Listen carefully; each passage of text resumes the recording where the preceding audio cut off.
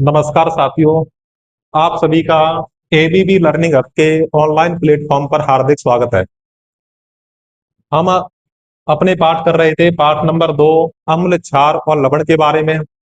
पिछली क्लास में हमने जलीय विलयन में पीएच किस प्रकार से चेंज होता है, कौन से आयन देते हैं, वो हमने पढ़ा था। आज हम इसके आगे का पढ़ेंगे। एक अपने क्वेश्चन आता है कि क्वेश्चन फॉर्म में अपने डायरेक्ट क्वेश्चन से स्टार्ट करते हैं कि जल को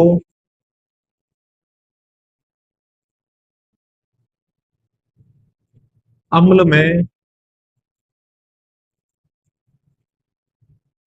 नहीं मिलाना चाहिए,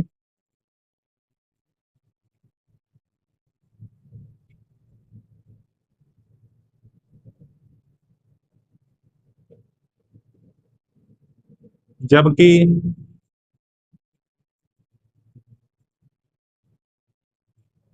अम्ल को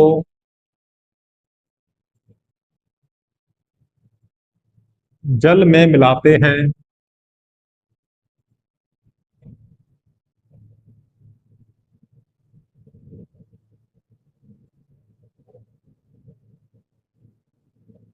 मिलाते हैं क्यों? आपका क्वेश्चन ऐसे होता है कि जल को अम्ल में नहीं मिलाना चाहिए। कि जल को अम्ल में क्यों नहीं मिलाना चाहिए, जबकि अम्ल को जल में मिलाते हैं क्यों? या अम्ल को जल में मिलाना चाहिए और जबकि जल को अम्ल में नहीं मिलाना चाहिए। ये लैंग्वेज आगे पीछे हो सकती है, तो आपको तो ये ध्यान रखना है इसके अंदर। पहले इसको अपने समझेंगे। मेरे पास में ये क्या है, इसके अंदर जल पड़ा हुआ है और यहाँ पे क्या है, इसके अंदर अम्ल है। अम्ल को तो अपने क्या कर सकते हैं, जल में मिलाना चाहिए या नहीं? तो ये तो अपने मिला सकते हैं। और कैसे मिलाना चाहिए? बूंद बूंद करके मिलाना चाहिए। ठीक है। अगर मैं ये उल्टी प्रोसेस कर दूं, क्या जल को अम्ल में मिलाना चाहिए? तो जल को कभी भी अम्ल में नहीं मिलाना चाहिए। क्यों नहीं मिलाना चाहिए? क्योंकि जब जल को अम्ल में मिलाते हैं तो यह जो अभिक्रिया होती है वो अत्यधिक ऊष्मा क्षेपी अभिक्रिया होती है। इसमें अधिक मात्रा में ऊष्मा उत्सर्जित होती है। उत्सर्जित होती है। तो इसमें क्या हो सकता है कि इसमें एक नंबर बात कि विलयन बाहर आ सकता है। ऊष्मा ज्यादा निकलेगी तो विलयन क्या हो सकता है, बीकर में से बाहर आ सकता है। सेकंड, कि जो हमने पात्र लिया है वो गर्म हो सकता है, गर्म हो जाएगा और या वो पात्र क्या हो सकता है, टूट सकता है। इसलिए हमें जल को अम्ल में नहीं मिलाना चाहिए। अम्ल को अपने किस में मिला सकते हैं, जल में मिला सकते हैं। ये भी ऊष्माक्षेपी अभिक्रिया है, इसलिए अपने इसको बूंद बूंद करके जल को हिलाते हुए मिलाते हैं ताकि इसमें जो ऊष्मा की मात्रा हो वो कम निकले। तो आप इसको एक बार इतना लिखना चाहो तो आप लिख सकते हो। मैं थोड़ा साइड में हो जाता हूं।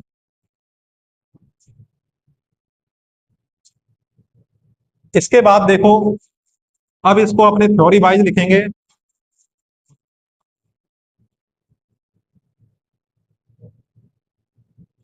कि जल को अम्ल में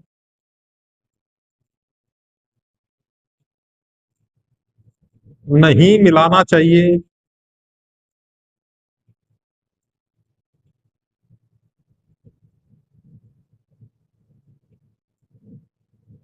क्योंकि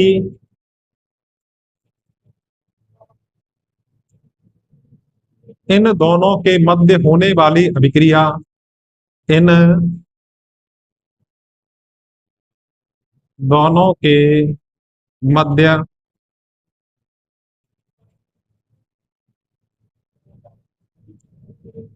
होने वाली अभिक्रिया ऊष्माक्षेपी प्रकार की होती है। कौन सी प्रकार की होती है? ऊष्माक्षेपी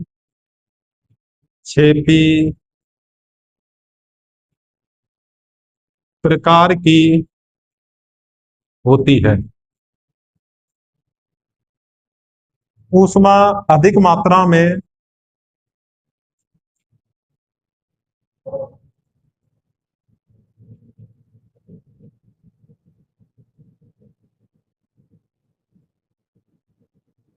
उत्सर्जित होती है,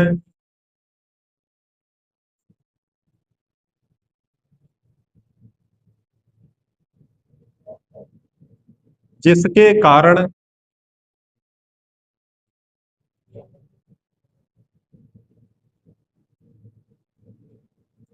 विलयन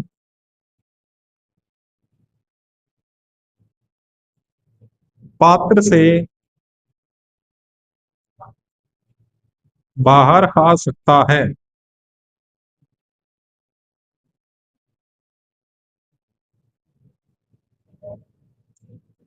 तथा पात्र गर्म होकर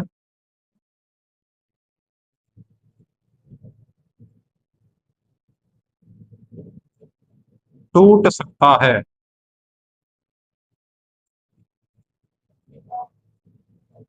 जबकि अम्ल को जल में बूंद बूंद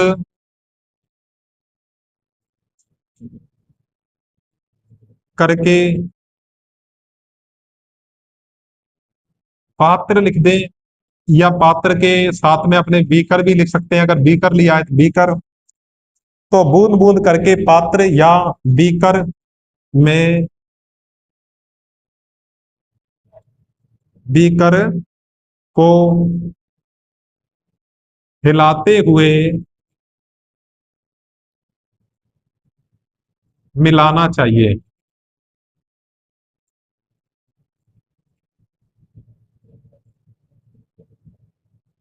तो अम्ल को जल के अंदर बूंद बूंद करके पात्र या बीकर को हिलाते हुए मिलाना चाहिए, क्योंकि इसमें इससे कम ऊष्मा की उत्पत्ति होती है। क्योंकि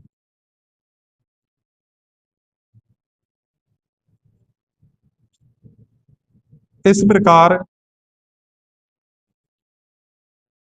कम मात्रा में ऊष्मा उत्पन्न होती है, उत्पन्न होती है। ये क्वेश्चन पिछले सालों में कई बार आ भी चुका है। 2 नंबर का क्वेश्चन देते हैं कि जल को अम्ल में क्यों नहीं मिलाना चाहिए, क्योंकि इन दोनों के मध्य होने वाली जो अभिक्रिया है वो ऊष्माक्षेपी होती है। इसमें क्या है कि पात्र गर्म हो सकता है, विलयन बाहर हो सकता है, बाहर आ सकता है, और बीकर टूट सकता है। और जबकि अम्ल को जल में कैसे अपने बूंद बूंद करते हुए बीकर को हिलाते हुए मिलाना चाहिए, ताकि उसमें कम मात्रा में ऊष्मा उत्सर्जित होगी और हम आसानी से उसको मिला सकते हैं। अपनी जो नेक्स्ट हेडिंग होगी, आप लोग डाल लो कि अम्ल क्षार की प्रबलता। अम्ल व क्षार की प्रबलता का मापन। कि अम्ल व क्षार की प्रबलता का मापन है वो किस प्रकार करते हैं। तो अम्ल है, कोई क्षार है, वो कितना प्रबल है कितना दुर्बल है, उसका मापन अपने किसके द्वारा करेंगे। तो इसका जो आंसर होगा वो आपका होगा पीएच स्केल। कौन सी स्केल होती है? पीएच स्केल होती है। कि पीएच स्केल क्या होती है कि किसी विलयन में अम्ल और क्षारता को पता लगाने के लिए एक स्केल का निर्माण किया गया, जिसे अपने क्या बोलते हैं, पीएच स्केल कहा जाता है। तो पीएच स्केल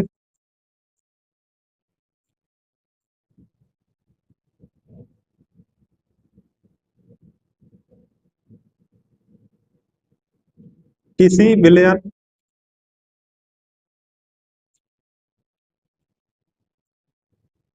या पदार्थ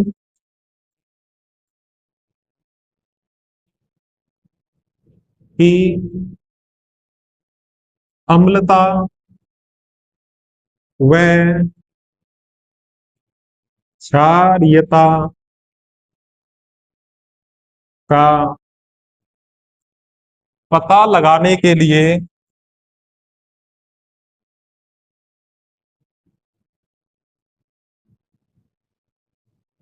एक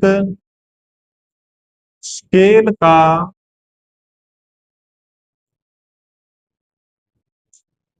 निर्माण किया गया।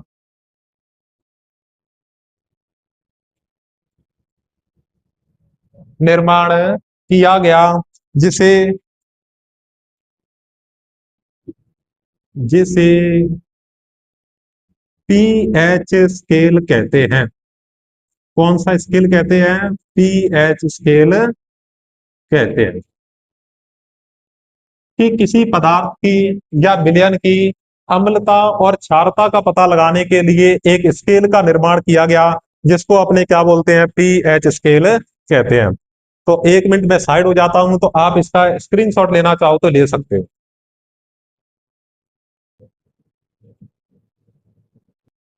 तो आपने इसका स्क्रीनशॉट ले लिया होगा। तो पीएच स्केल किसे कहते हैं?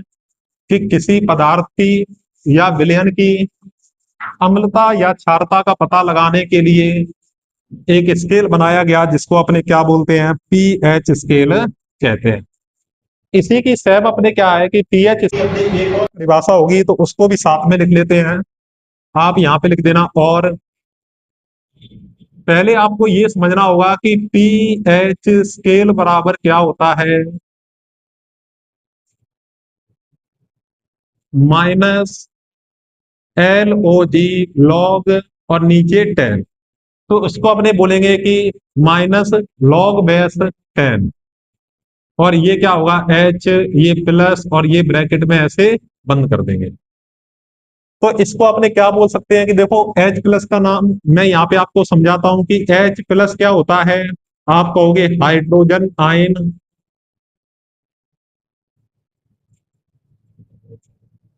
Hydrogen ion. जब ये ब्रैकेट लगा होता है, इस ब्रैकेट का मतलब मैं आपको बता देता हूं कि ये सांद्रता होता है। सांद्रता। और कॉमा अपने माइनस का मतलब क्या होगा? ऋणात्मक।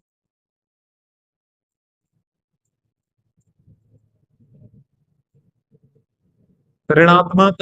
और LOG लोग बेस 10 का मतलब होता है लघु गणक। लघु गणक। तो देखो, अगर ये नाम आपको याद हो गए तो इसकी परिभाषा आपको बड़ी इजीली याद हो जाएगी। कैसे? कि पहले अपने शुरू करेंगे H प्लस से।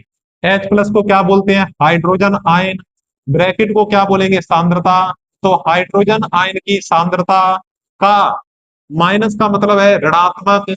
लॉग बेस 10 को बोलते हैं लघु गणक। तो हाइड्रोजन आयन की सांद्रता का ऋणात्मक लघु गणक क्या कहलाता है? पीएच स्केल कहलाता है। तो ये अपने क्या हो जाएगी? साइंटिफिक डेफिनेशन हो जाएगी इसकी।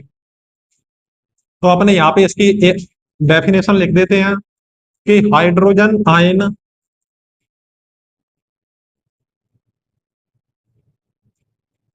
हाइड्रोजन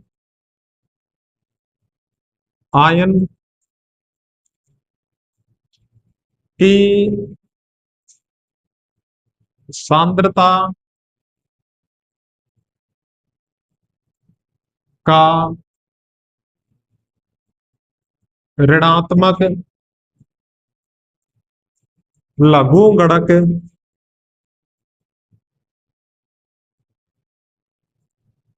पीएच स्केल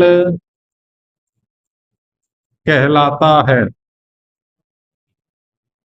कि हाइड्रोजन आयन की सांद्रता का ऋणात्मक लघु गणक। लघु गणक का मतलब क्या है? Log base 10। इतने को अपने क्या है कि आप रफ नोटबुक में इसको साइड में लिख सकते हो। या इसके साइड में लिख लेना। ये तो अपने रफ वर्क है। इसकी जो एक्चुअल डेफिनेशन है, परिभाषा है, वो कौन सी है? ये कि हाइड्रोजन आयन की सांद्रता का ऋणात्मक लघुगणक पीएच स्केल कहलाता है। कि अब लिखेंगे अपने नई हेडिंग, पीएच स्केल का अर्थ। कि पीएच स्केल का अर्थ क्या होगा? पी का अर्थ, पी का अर्थ क्या होता है? कोसांस, पी फोर कोसांस, जो कि जर्मन भाषा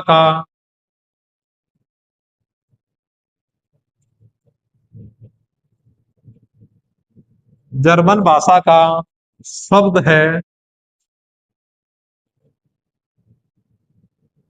जिसका अर्थ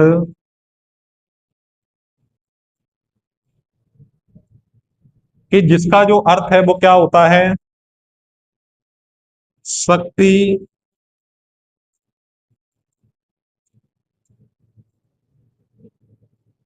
पावर होता है। तो आपको एक तो याद रखना है पोसांस, और पोसांस को अपने शायद इंग्लिश में पोटेंज बोलते हैं। क्या बोलेंगे? पोटेंज, पोसांस। ये जर्मन भाषा का शब्द है, और इसका क्या अर्थ होता है? शक्ति होता है। शक्ति बोले तो पावर होता है। और एच का अर्थ,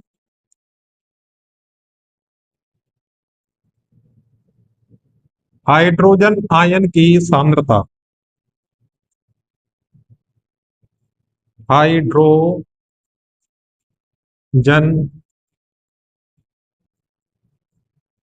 आयन की सांद्रता, ये अपने क्या होगी? हाइड्रोजन आयन की सांद्रता होगी। तो हमने यहां तक क्या पढ़ा? एक तो पीएच स्केल की परिभाषा क्या होती है? पीएच स्केल बराबर सूत्र क्या होता है? कि -log-10 H प्लस और ब्रैकेट बंद। कि इसमें हमने कहा हाइड्रोजन आयन की सांद्रता का ऋणात्मक लघुगणक पीएच स्केल कहलाता है। पीएच स्केल का अर्थ तो हमने अकेले पी का अर्थ देख लिया और एच का अर्थ देख लिया। कि पी का मतलब होता है पोसांस, जर्मन भाषा का शब्द है, जिसका अर्थ होता है पावर या शक्ति। एच का मतलब क्या होता है? हाइड्रोजन आयन की सांद्रता।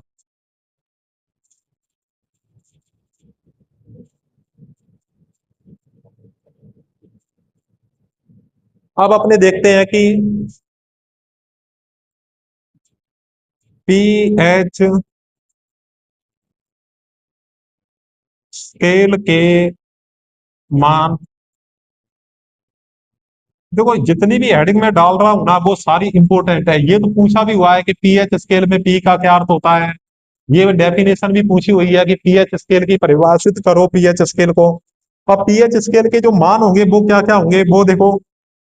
अगर पीएच का मान कितना है? 7 है। पीएच स्केल का मान कितना है? 7 है।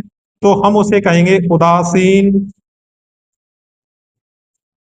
विलयन। तो वो विलयन कैसा होगा? पीएच स्केल का मान अगर 7 है तो वो कैसा होगा? उदासीन विलयन होगा। और पीएच का मान 7 से कम है, और कम कहां तक होगा? 0 तक होगा। अगर पीएच का मान 7 से कम है और कम कहां तक होगा? 0 तक होगा। तो वो कौन सा? कि सर 7 से कम होगा तो वो होगा अम्लीय विलयन होगा, या अम्लीय पदार्थ होंगे वो, अम्लीय विलयन। अगर पीएच का मान 7 से अधिक होगा, और अधिक कहां तक होगा? हम कहेंगे 14 तक होगा। क्योंकि जो पीएच स्केल में जो मान होते हैं वो 0 से लगाकर 14 तक ही होते हैं अधिकतम। तो 14 तक होगा। तो उसको अपने क्या बोलेंगे? क्षारीय विलयन। कौन सा विलयन बोलेंगे? क्षारीय विलयन बोलेंगे। ठीक है, तो एक बार आप इसको लिख सकते हो या इसका स्क्रीनशॉट ले सकते हो। आपने इसका स्क्रीनशॉट ले लिया होगा, तो आप वीडियो को रोककर उसका स्क्रीनशॉट या उसको आराम से लिख सकते हो।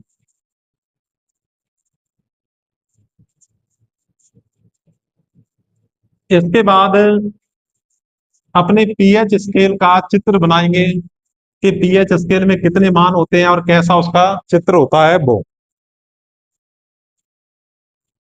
तो आप यहां पे लिख दो क्या, कि पीएच स्केल का चित्र, कि पीएच स्केल में जो मान होते हैं वो कहां तक होते हैं, 0 से 14 तक, 14 तक मान होते हैं। इसके लिए आपको एक बॉक्स बनाना है।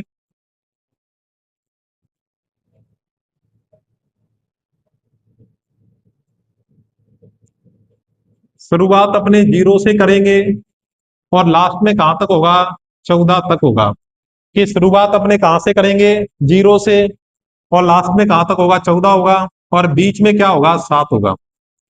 7 वाले को अपने बोलते हैं उदासीन। तो हमने कह दिया जिसका मान 7 होगा तो वो कौन सा विलयन होगा, उदासीन होगा।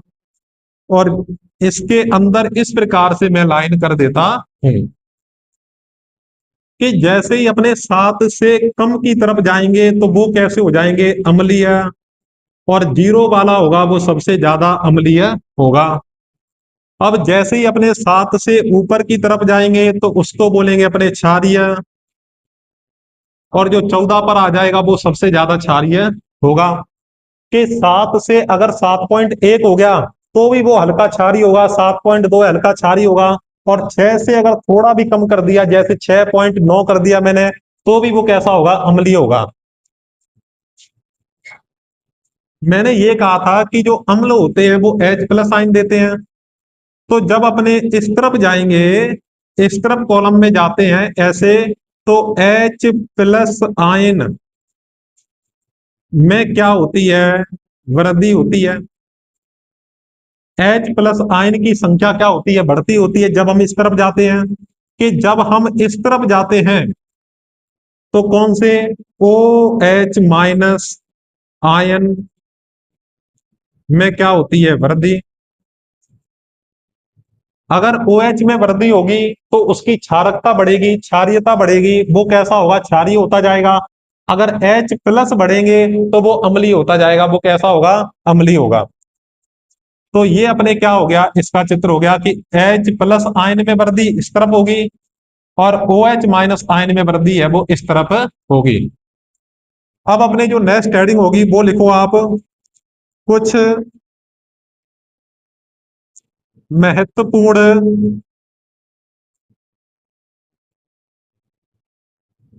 पदार्थों के महत्वपूर्ण।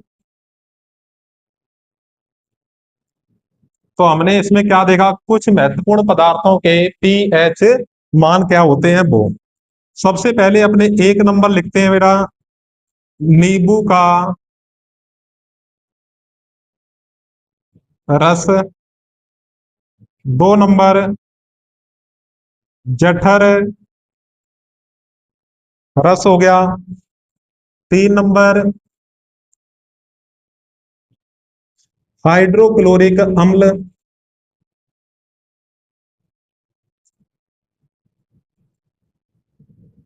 हाइड्रोक्लोरिक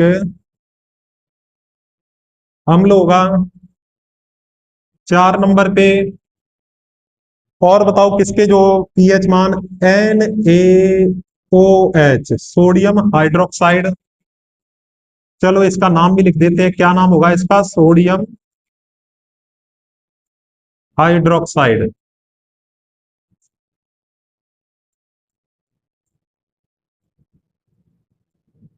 हाइड्रोक्लोरिक अम्ल का जो सूत्र होता है वो क्या होता है, HCl होता है, HCl। इसके बाद अपने बात करें कि milk of magnesia, milk of magnesia,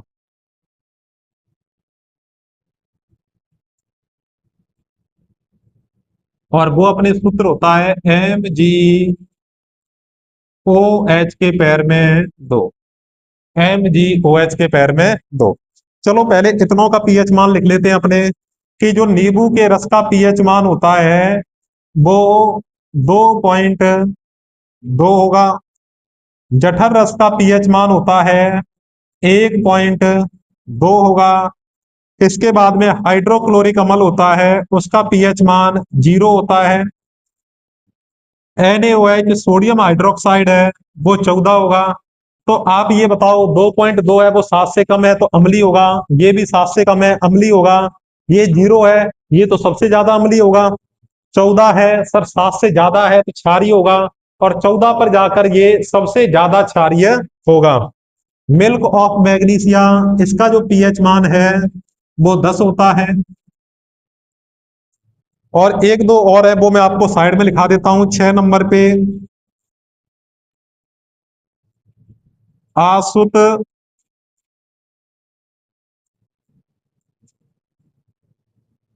जल, या अपने शुद्ध जल कहें कि शुद्ध जल का पीएच मान क्या होता है।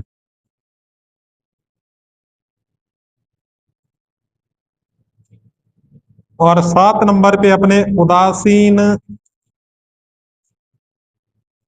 विलयन का पीएच मान क्या होगा। 8 नंबर पे मानव के रक्त का पीएच मान कितना होता है। मानव रक्त, जो अपने आसुत जल होता है वो भी उदासीन प्रकृति का होता है। तो आसुत जल, प्योर वाटर, डिस्टिल वाटर, इसका प्रयोग है वो अपने हॉस्पिटल के अंदर किया जाता है, डॉक्टर वगैरह करते हैं आसुत जल का प्रयोग। तो इन दोनों का जो पीएच मान होता है, इसका भी सर 7 होगा और इसका भी कितना होगा, 7 होगा। मानव के रक्त का जो पीएच मान होता है वो 7.4 होता है। कितना होता है, 7.4। तो एक बार आप इतना लिख सकते हो, या इसका स्क्रीनशॉट लेना चाहो तो ले सकते हो। महत्वपूर्ण पदार्थों के पीएच मान देखें कि ये पीएच मान होते हैं। और भी कुछ पदार्थ आएंगे तो उनका मैं आपको साथ साथ में लिखाता रहूंगा। इसमें जो इंपॉर्टेंट है वो आप ये देख सकते हो कि नींबू का रस है वो अक्सर पूछा जाता है। उदासीन विलयन का पीएच मान है वो अक्सर पूछा जाता है। और अपने मिल्क ऑफ मैग्नीशिया का भी पूछा जाता है। तो ये 3 4 हैं वो आप अच्छे से याद रखोगे। दैनिक जीवन में पीएच महत्व क्या होता है उसे अपने अगली क्लास में पढ़ेंगे। और उससे पहले कुछ प्राकृतिक पदार्थों में कौन कौन से अम्ल पाए जाते हैं उसकी अपने टेबल बनाते हैं।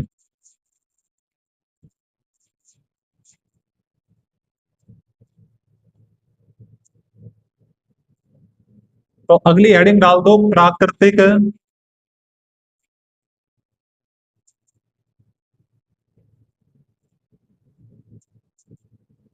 स्रोत में, स्रोत या पदार्थ में पाए जाने वाले अम्ल।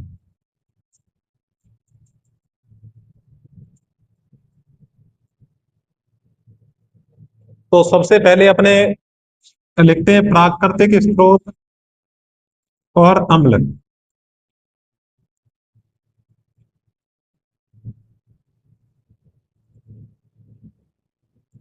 दूसरा कॉलम होगा वो अपने अम्ल का होगा।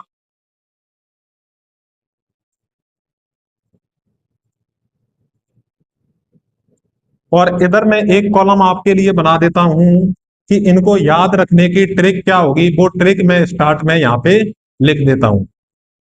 यहां तक आपको क्लियर दिखाई दे रहा होगा सभी को।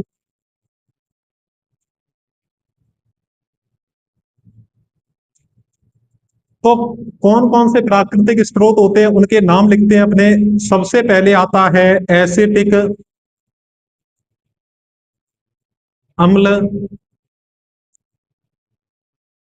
नींबू का रस, संतरे का रस। संतरे का रस कह दे या सीधा संतरे में कह दे कि संतरे में कौन सा अम्ल पाया जाता है, तो वो आप डायरेक्ट यहां से बता सकते हो। इसके बाद में टमाटर में, इमली में, दही में, और भी आपके कुछ आ रहे हो तो आप बता सकते हो। चींटी के डंक में,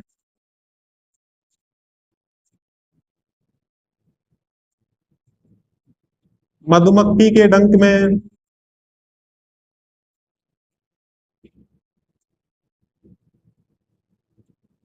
नेटल के डंक में, नेटल के डंक में। के अपने ये दो मेन रूप से कितने हो गए, एक, दो, तीन, चार, पांच, छ, सात, आठ, और ये नौ। तो हमने इनके 9 पदार्थों के मेन मेन नाम लिख लिए। कि जो एसिटिक अम्ल होता है उसमें जो अम्ल पाया जाता है वो होता है,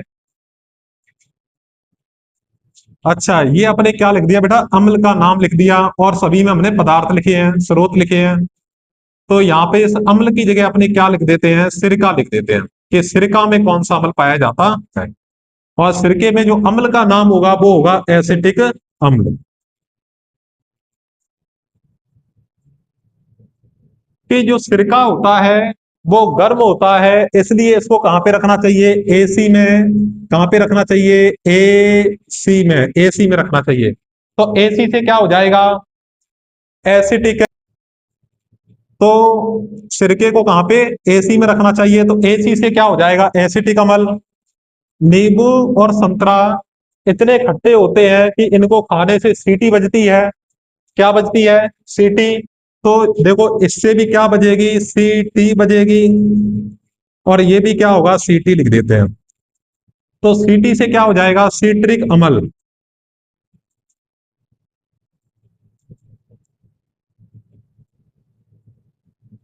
और इसमें भी क्या होगा, सीट्रिक अम्ल हो गया।